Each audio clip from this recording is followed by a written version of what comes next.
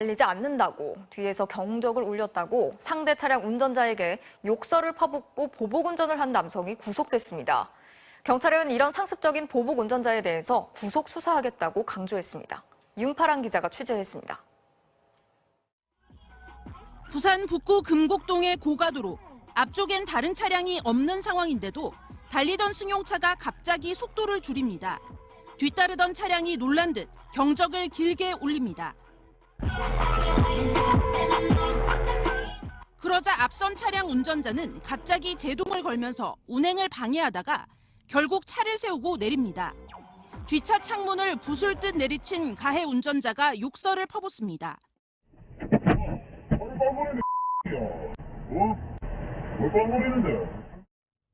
이 가해자는 한 달 뒤 인근의 아파트 주차장에도 나타났습니다. 단지 안에서 우회전하려던 차량 한 대가 속도를 줄이자 바로 뒤에서 길게 경적을 울립니다. 그러더니 부딪힐 듯 바짝부터 따라가며 계속 경적을 울려댑니다. 왜 그러노? 이번엔 추돌이라도 할 듯 속도를 높여 추월하더니 앞을 막아섭니다. 차에서 내려 또 상대 차량을 내리치고 욕을 해댑니다. 왜 그래요? 왜 그래요? 아니 안 가면 뭐 하겠다. 상대에겐 오히려 보복운전으로 신고하겠다고 큰 소리를 칩니다. 보복운전 신고해줄 거야 지금. 하세요. 그러면. 아니 해보세요. 지난해 9월부터 최근까지 이 운전자로부터 보복운전 피해를 당했다는 신고만 5건이 접수됐습니다. 평소 운전업에 종사해온 이 30대 남성은 자가용을 몰던 도중 순간적으로 화를 참지 못했다고 진술했습니다.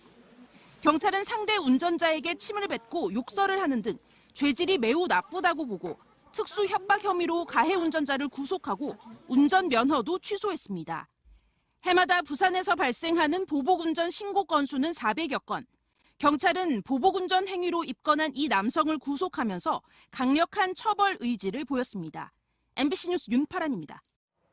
이렇게 운전하는 게 이제 보복운전이라는 겁니다. 운전을 하는데 뒤에서 빵빵거린다는 이유로, 그리고 앞차가 천천히 달린다는 이유로 내 차를 몰고 상대방에게 이제 복수를 하는 겁니다. 이런 보복운전은 내 자동차를 마치 흉기처럼 이용해서 상대방을 협박하기 때문에 이것은 도로교통법이 아니라 형사법을 적용해서 처벌을 받고 그 처벌이 매우 무겁습니다. 심지어 이제 뉴스에 보셨듯이 구속까지 하게 되죠. 때문에 운전하면서 성질을 부리고 욕을 해대면 그 사람은 자기 하고 싶은 대로 해서 속은 후련해질지 모르겠지만 그 사람은 이긴 것이 아니라 이제 형법으로 이제 지게 되는 겁니다. 어떤 심리학자가 평소에는 온순하던 사람이었는데 왜 한순간에 이 도로 위에서 난폭한 사람으로 돌변할까? 그 이유를 말해주는데 2가지가 있었습니다. 첫 번째는 자기가 차 안에 있기 때문에 익명성이 있다, 그렇게 생각하는 겁니다. 그러니까 내가 차 안에 있기 때문에 다른 사람이 나를 모른다, 이렇게 생각하고 익명성이 보장이 된다라는 그런 생각에 분노를 더 적극적으로 그렇게 표출한다는 것이죠. 2번째는 그 보복운전을 하는 이유가 무엇인가 하면 차와 자신을 동일시 여기는 그런 마음 때문이랍니다. 그러니까 예를 들어서 옆에 차가 이제 깜빡이를 켜지 않고 갑자기 확 이렇게 들어오면 나를 무시한다, 이제 그리 느끼기 때문에 차와 자기 자신을 동일시 여기기 때문에 그렇게 보복운전을 해야 된다. 그래서 내가 되갚아줘야 된다라는 그런 생각에 보복운전을 하게 되고 자동차로 복수를 한다는 겁니다. 이 자리에는 운전을 하시는 분들도 계시고 또 운전을 안 하는 분들도 계시지만 여러분 어떻습니까? 운전할 때뿐만이 아니라 인간관계 속에서 이건 내가 꼭 되갚아줘야겠다, 이런 생각을 해보신 적이 있습니까? 은혜를 꼭 되갚아줘야겠다. 받은 사랑을 갚아줘야겠다. 이런 생각을 가지고 산다면 얼마나 좋겠습니까?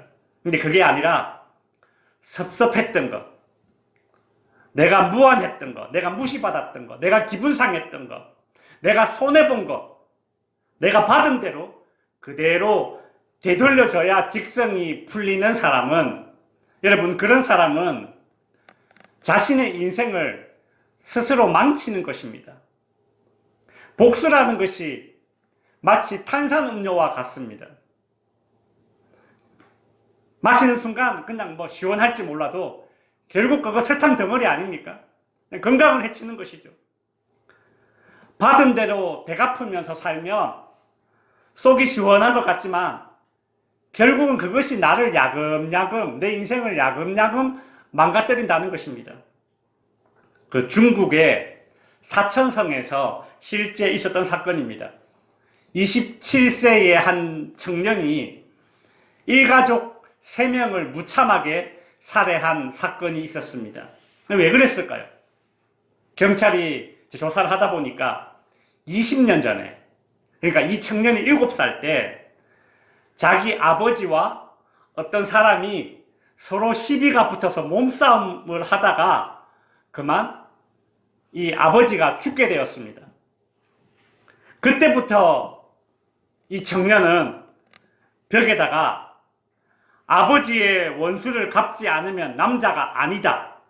그리고 와신상담 이렇게 글자를 써서 벽에 붙여놓고 20년 동안 열심히 무술을 연마했답니다. 영화 같은 이야기죠, 정말. 그리고 결국 아버지를 죽인 그 사람과 일가족에게 자기가 복수를 했던 것입니다. 그 청년은 자기의 인생 20년을 복수의 소모품으로 그렇게 낭비했던 것입니다. 그리고 그 청년은 결국 이제 감옥에 가게 되어서 남은 인생도 감옥에서 그렇게 인생을 허비하면서 살게 된 것이죠. 여러분, 한번 생각해 보십시오. 얼마나 손해보는 인생입니까? 남는 게 뭐가 있습니까? 자기 인생인데 그 인생을 복수하겠다는 그 마음을 품고 사니 더 이상 자기 것이 아닙니다. 남는 것이 없습니다. 자기 인생인데 자기 것으로 살지 못하니 여러분, 이런 삶이 얼마나 허무합니까? 복수라는 것이 그렇습니다. 이긴 것 같지만 되돌아보면 남는 게 없습니다. 아득바득 내가 받은 대로 돌려주고 아득바득 받은 것을 돌려줘서 자신이 이긴 것 같지만 결국 지는 인생을 사는 것입니다. 웃기죠? 어떤 사람이 지려고 아득바득 삽니까? 그죠? 그런데 되돌려줘야지라는 마음을 품고 사는 인생이, 복수심을 품고 사는 인생이 지려고 아득바득 사는 그런 인생이 된다는 것입니다. 그래서 탈무드라는 책에는 이런 말이 있습니다. 잘 살아라. 그것이 최대의 복수다. 이런 말이 있습니다. 잘 살아라.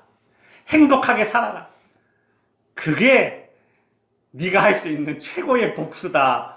이런 말이 있죠. 이 복수심을 가지고 남을 파괴시키기 위해서 쓸데없는 시간과 정력을 낭비하지 말고 그 모든 시간과 에너지를 자신이 성공하는 데다 차라리 쏟아봐라. 그래서 네가 잘 살아봐라. 행복하게 살아봐라. 복수심에서 나오는 그 에너지를 네 발전의 동력으로 삼아서 한번 살아봐라. 이것이 가장 최고의 복수다. 이리 말하고 있다는 것입니다. 세상에 참 현명한 사람이 알려주는 그런 복수죠. 저는 오늘 우리 성도님들에게 그렇다면 성경에서는 이런 복수심을 어떻게 처리하라고 가르칠까? 이 부분을 한번 다뤄보고자 합니다. 오늘날 교회가 세상에서 욕을 먹는 일이 종종 있습니다.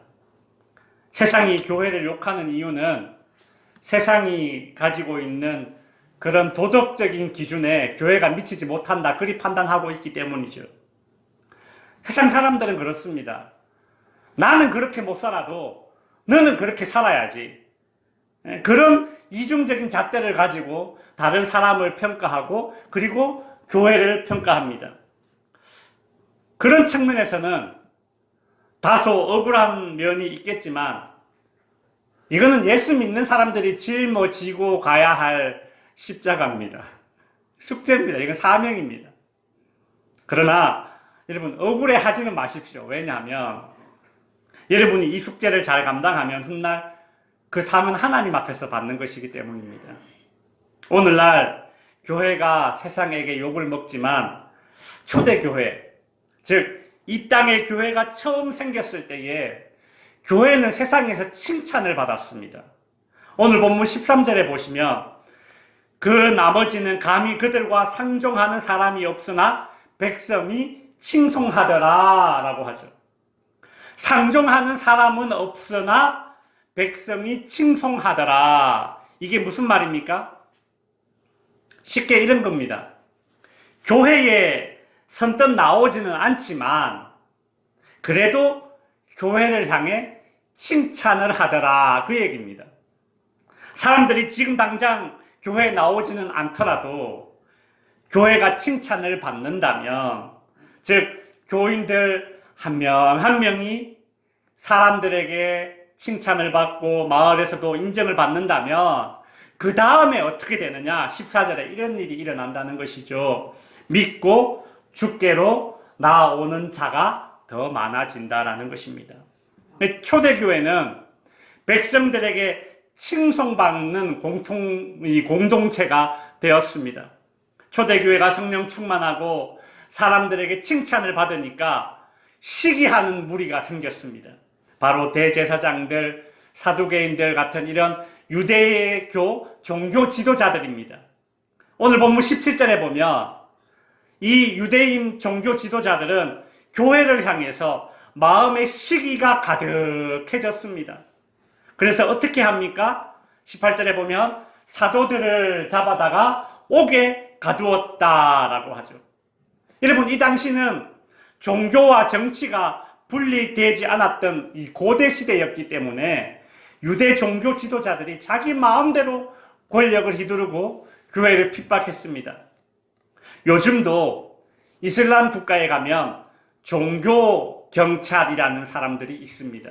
제가 언젠가 동영상을 봤는데 이 종교 경찰들은 길거리를 이렇게 걷다가 이슬람을 섬기는 종교 경찰들이죠. 이렇게 걷다가 자신들의 그 이슬람 종교법에 조금이라도 어긋나는 사람들이 있으면 남자건 여자건 노인이건 아이건 가리지 않고 그 자리에서 바로 회초리로 때립니다. 요즘도 이런 일이 일어나는데 2000년 전에 그 고대 사회에서 이 종교 지도자들은 얼마나 더 했겠습니까? 그렇게 사도들이 감옥에 갇히게 된 것입니다. 유대 종교 지도자들은 이 사도들을, 베드로를 포함한 예수님의 제자들 사도들을 옥에 가두었죠. 그러나 오늘 본문 19절에 보시면 주의 사자가 밤에 옥문을 열고 이 감옥에 갇혀있는 사도들을 풀어줍니다. 그러면서 안전한 곳에 가서 숨어있으라 이리 말하지 않고 20절에 뭐라고 말하느냐면 가서 성전에 서서 이 생명의 말씀을 다 백성에게 말하라, 그리 이야기를 합니다. 하나님은 복음을 전하다가 감옥에 갇힌 사도들에게 풀어주면서 다시 복음을 전해라, 그리 명령을 합니다. 옥에서 풀려나면 어떤 마음이 들겠습니까? 아유, 이거 너무 고생스럽고 너무 힘든데 어디 저기 멀리 도망가서 숨어 지내고 싶은 그런 마음이 보통 사람들의 마음일진데, 사도들은 하나님의 이런 명령을 받고 그대로 따릅니다. 오늘 보면 21절에 보시면 그들이 듣고 새벽에 성전에 들어가서 가르쳤다라고 하죠. 이 사도들은 다시 복음을 전해라, 예수를 전해라 라는 이 참 부담스러운 명령을 듣고서 민기적거리지 않고 새벽에 그냥 바로 나갔다는 겁니다. 그날 이제 그 이튿날이죠. 이 유대 종교 지도자들은 옥문은 잠겨져 있는데 사도들이 옥에서 풀려나게 된 것을 알게 됩니다. 사도들이 옥에 나가서 도망가거나 숨지 않고 이렇게 담대하게 복음을 전하는 모습을 목격하고 나서 이 유대 종교 지도자들은 다시 사도들을 잡아와라, 그렇게 명령을 내립니다. 그렇게 사도들은 또다시 붙잡혀 와서 신문을 받게 됩니다. 대제사장을 비롯한 유대 종교 지도자들은 이렇게 말합니다. 오늘 본문 28절에 보시면 우리가 이 이름으로 사람을 가르치지 말라고 하지 않았냐? 그렇게 이제 다그칩니다. 여기서 이 이름이란 예수를 가리킵니다. 그러니까 한마디로 예수를 전하지 마라, 전도하지 마라, 그렇게 이제 신문을 하면서 다그치는 것이죠. 내가 분명히 예수 이름으로 전도하지 마라 그리 말했는데 너희는 예수를 전한다. 도대체 왜?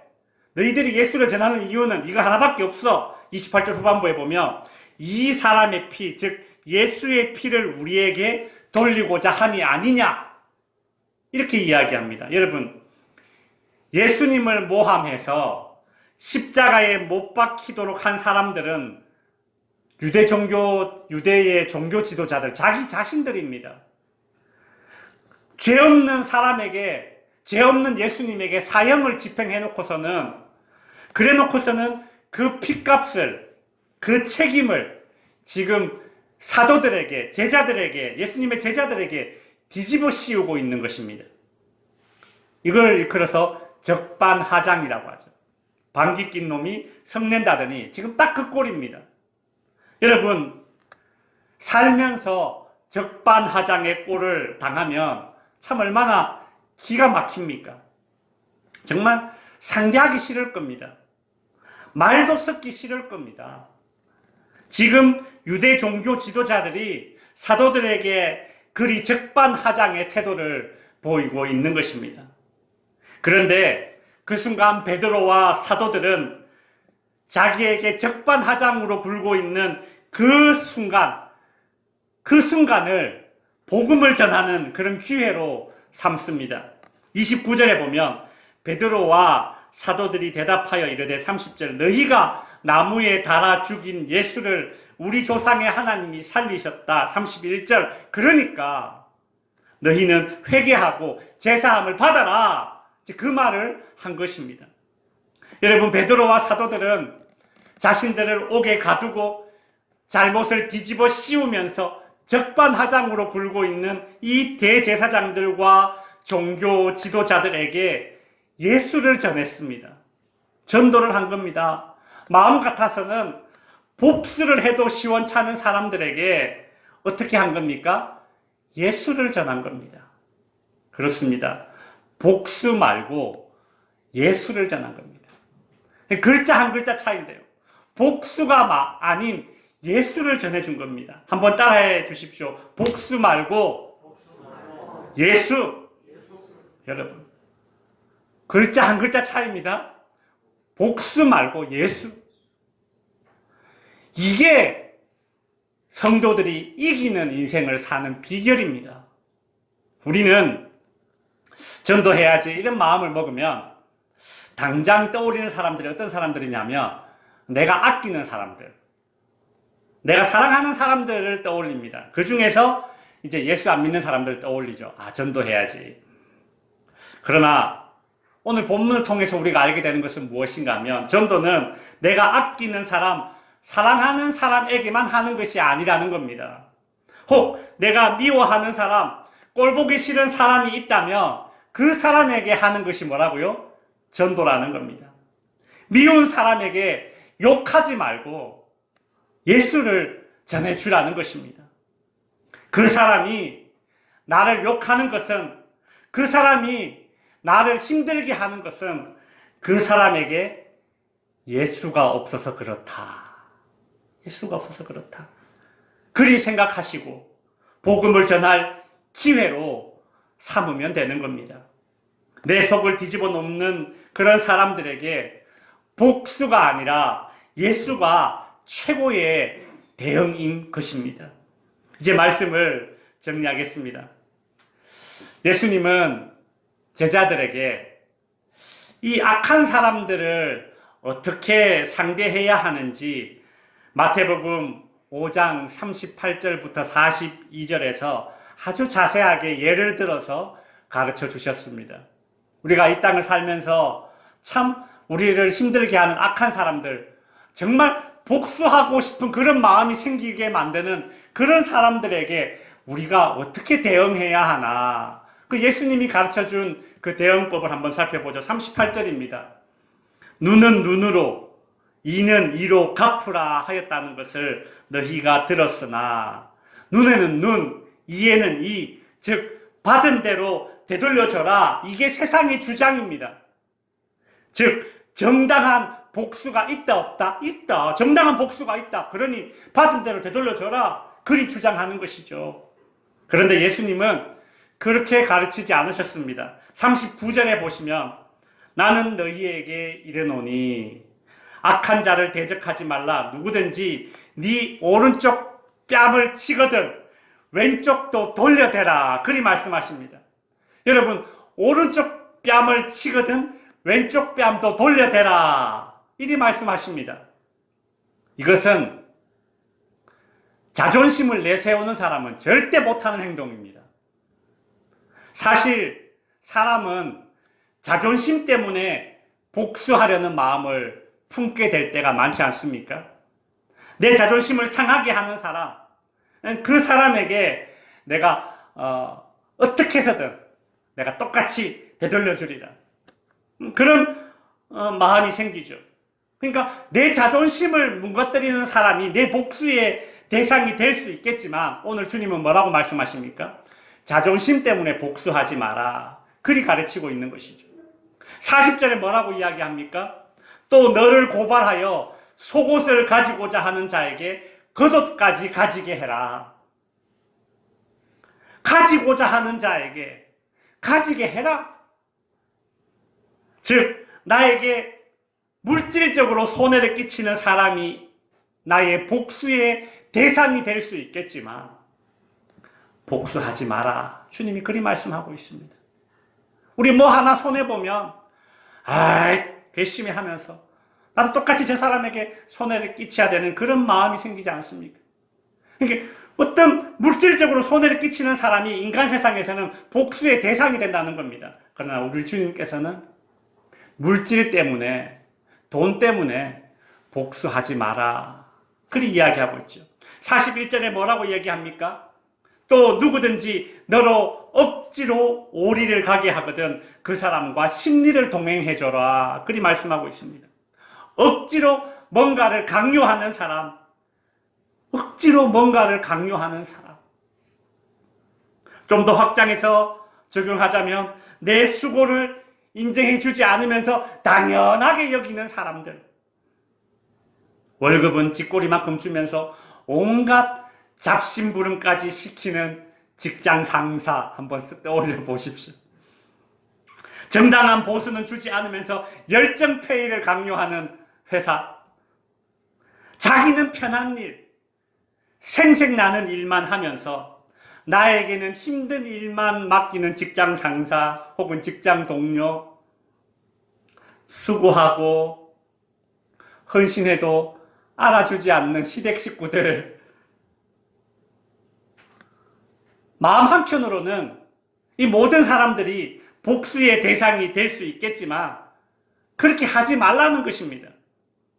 새벽부터 밥상 차려도 일어나서 반찬 투정하면서 그 엄마의 헌신을 당연하게 여기는 철없는 자식놈들. 마음 같아서는 그냥 간장하고 고추장만 주고 싶지만 뭐예요? 계란 후라이라도 하나 더 해주라는 겁니다. 예수님의 표현이 그래요. 오리를 가자고 하면 심리를 같이 동행해줘라. 우리는 일평생 일을 바득바득 가는 그런 큰 복수심부터 시작해서 또 작은 복수심도 있죠. 상대방이 알아차리지도 못할 정도로 혼자 사소하게 복수를 하는 겁니다. 그러면서 혼자 통쾌해하는 거죠. 상대방은 심지어 알아차리지도 못하는데 나 혼자 그냥 소심하게 복수를 한번 해보는 겁니다. 신발을 어디에 숨겨놓는다든지 뭐 신발에 물을 부어 놓는다든지 이런 유치한 사소한 복수를 하면서 어떻게든 혼자 통쾌해하죠. 소소한 복수심까지. 그러니까 일평생 내가 이를 갈 만한 큰 복수심부터 시작해서 상대방이 알아차리지 못할 그런 사소한 그런 소소한 복수심까지 다 포함해서요. 내가 되돌려 주려는 마음, 그런 복수심을 예수님께서는 어떻게 이제 결론을 짓느냐 42절에서 이렇게 이야기합니다.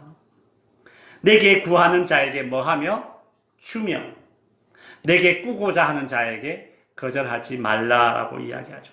주며 거절하지 마라. 주님은 말씀하십니다.